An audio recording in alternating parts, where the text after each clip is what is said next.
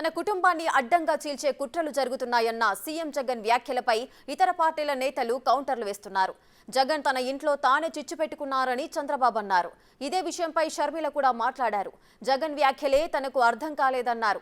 మరోవైపు అటు సోనియా గాంధీ ఇటు చంద్రబాబు కలిసి కుటుంబాలను చీల్చే రాజకీయాలు చేస్తున్నారని మంత్రి పెద్దిరెడ్డి విమర్శించారు. ఇక తల్లికి చెల్లికి న్యాయం చేయలేని వ్యక్తి జగన్ అని టీడీపీ నేత సోమిరెడ్డి చంద్రమోహన్ రెడ్డి ఆగ్రహం వ్యక్తం చేశారు.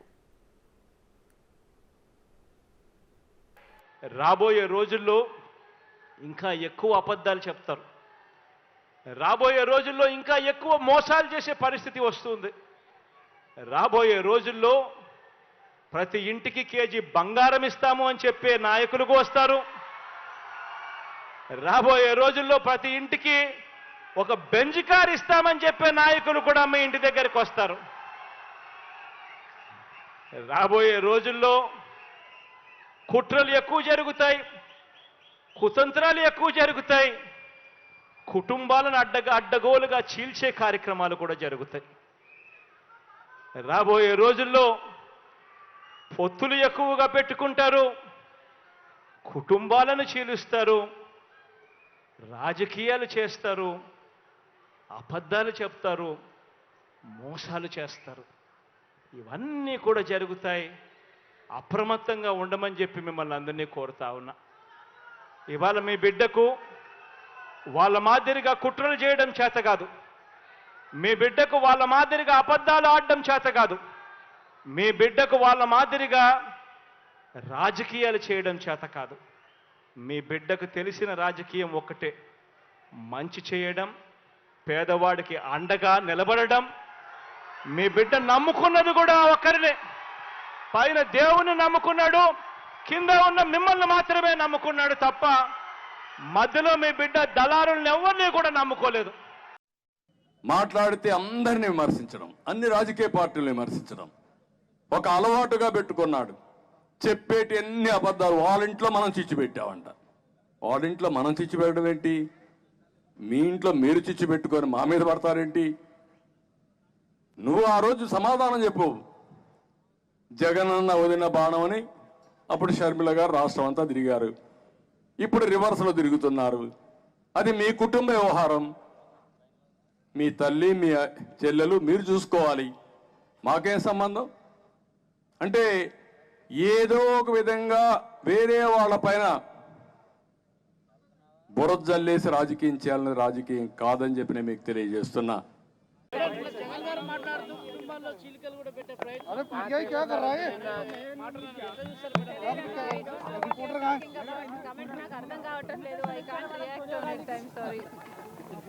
మేడం, మీ ఫాదర్ ఆశయాలు నెరవేర్తాయా? ఈ పార్టీలోకి మీరు జాయిన్ అయ్యారు. రాజశేఖర రెడ్డి గారి ఆశయాలను నెరవేర్చడానికి రాహుల్ గాంధీ గారి ప్రధానమంత్రిని చేసుకుంటేనే మన దేశానికి మంచిదని మనస్ఫూర్తిగా విశ్వసిస్తూ ఈ రోజు కాంగ్రెస్ పార్టీలో చేరడం జరిగింది. మన దేశంలోనే రాజన్న రాజ్యం రావాలి. షర్మిలమ్మ ఆయన చెల్లెలు తల్లి కూడా తెలుగుదేశం వాళ్ళే దూరం చేశారని చెప్తున్నాడుగా, అందుకని వాళ్ళు చేయలేదని చెప్తాడు. ఏముంది, జగన్మోహన్ రెడ్డి మాటలకి సిగ్గు లేదు, శర్మ లేదు. అంటే తల్లిని చెల్లిని తల్లిగా ఆమెని చెల్లిగా ఆమెని చూడలేనివాడివి, మా అందరినీ వరుస పెట్టి బొక్కలో వేయించేవాడివి, తప్పుడు కేసులు పెట్టించేవాడివి. మీ నాయన నా మీద ఒక కేసు పెట్టలేదు, 9 కేసులు పెట్టించావు. ఆ నైజం సోనియా గాంధీది, ఆ నైజం చంద్రబాబు నాయుడు గారిది. ఆ రోజు అదే నైజంతోనే వీళ్ళందరూ కూడా కలిసి మూకుమ్మడిగా జగన్మోహన్ రెడ్డి గారి మీద ధ్వజమెత్తారు. జగన్మోహన్ రెడ్డి గారి ప్రధాన నీళ్ళు జైలుకు పంపించారు. మరి అలాంటి వారందరూ ఈరోజు కుటుంబాలను కాదు మనుషులను కూడా చీల్చే పరిస్థితి ఉంది. కాబట్టి ఇవన్నీ కూడా జాగ్రత్తగా మేము గమనిస్తూ ఉన్నాం. అందుచేతే మేము జగన్మోహన్ రెడ్డి గారికి పూర్తి స్థాయిలో మద్దతు ఇచ్చి వారికి ఎలాంటి ఇబ్బంది లేకుండా తిరిగి అధికారంలోకి తీసుకొచ్చే విధంగా ప్రజలందరినీ కూడా మోటివేట్ చేయాలని చెప్పి ఆలోచన చేస్తాను. ప్రజలందరూ కూడా సిద్ధంగా ఉన్నారు. కాంగ్రెస్ పార్టీలో ఎవరు అని కాదు, ఎవరున్నా కూడా మాకు ప్రతిపక్షం మాదిరే మేము చూస్తాం తప్ప మాకు కావాల్సిన వాళ్ళు అంటే నువ్వు చెప్పేది ఏంటంటే రాజకీయాల్లో మా కాళ్ళు మేము నరుక్కునేది అలాంటి పరిస్థితి ఉండదు.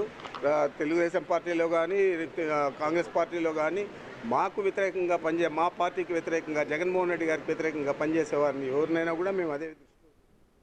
రైట్, ఇక ఏపీ సీఎం జగన్ కొన్ని సంచలన వ్యాఖ్యలు చేశారు. తన కుటుంబాన్ని చీల్చే కుట్రలు జరుగుతున్నాయంటూ కూడా పలు కీలకమైన వ్యాఖ్యలు చేశారు. ఈ వ్యాఖ్యలకు సంబంధించిన పూర్తి వివరాలు మా ప్రతినిధి శివ లైవ్ లో అందిస్తారు.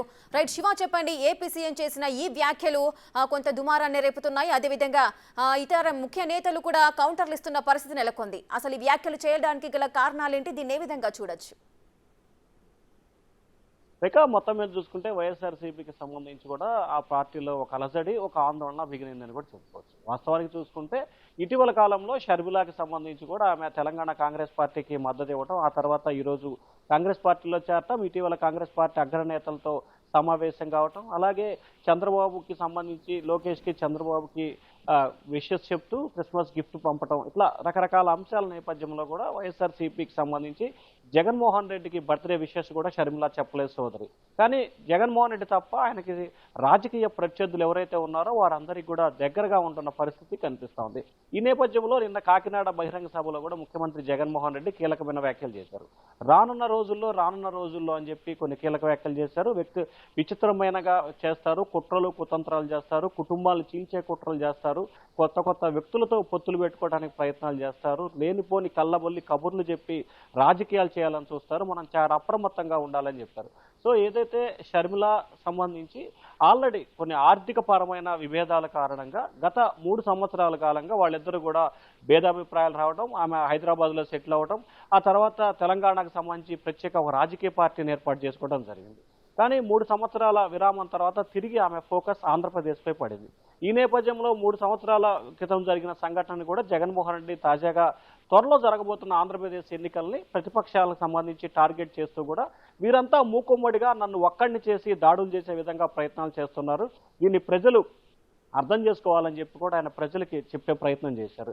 అయితే జగన్ చేసిన వ్యాఖ్యల పట్ల ఇటు అధికార ప్రతిపక్ష పార్టీలకు సంబంధించి కూడా విభిన్నంగా కూడా స్పందిస్తున్నారు. ఇక చంద్రబాబు అయితే ఆయన మాట్లాడుతూ కూడా మీ చెల్లిని తల్లిని పట్టించుకోకుండా వదిలేసావు, రాష్ట్ర మహిళల్ని ఏ విధంగా కాపాడతావు, మీ చెల్లికి మీ సంబంధించిన ఆస్తి పరమైన విభేదాలు ఉన్నప్పుడు మీ చెల్లికి ఆస్తి నేను ఇవ్వద్దని చెప్పానా అని చెప్పి కూడా చంద్రబాబు సూటిగా ప్రశ్నించారు. ఏదేదో సాకులు చెప్పి నిత్యం ప్రజల్ని రాజకీయంగా చైతన్యం చేయాల్సిన పోయి ఊరక ప్రతిపక్ష నేతల్ని టార్గెట్ చేస్తూ ఏదో రకమైన విశేషాలని విభేదాలను సృష్టిస్తూ రాజకీయ లబ్ధి పొందాలని చూస్తున్నారు. ఇది సరైన పద్ధతి కాదు, మీ కుటుంబ విషయానికి మాకేంటి సంబంధం అని చెప్పి కూడా చంద్రబాబు చాలా గట్టిగా ప్రశ్నించారు. అలాగే దీనికి సంబంధించి కూడా కొడాలి నాని కానీ మంత్రి పెద్దిరెడ్డి రామచంద్రారెడ్డి కానీ కాంగ్రెస్ పార్టీకి సంబంధించి ఎవరున్నా సరే గతంలో సోనియా గాంధీ చంద్రబాబు వీరిద్దరూ కలిసి కూడా రాష్ట్రాన్ని విభజించడంలో కానీ లేకపోతే కుటుంబాన్ని చేల్చడంలో సిద్ధహస్తులు, వారిద్దరూ దీనికి పూర్తి స్థాయిలో సంపూర్ణమైన సహకారం అందించే వ్యక్తులు అని చెప్పి కూడా ఆయన మాట్లాడడం జరిగింది. దాంతో పాటుగా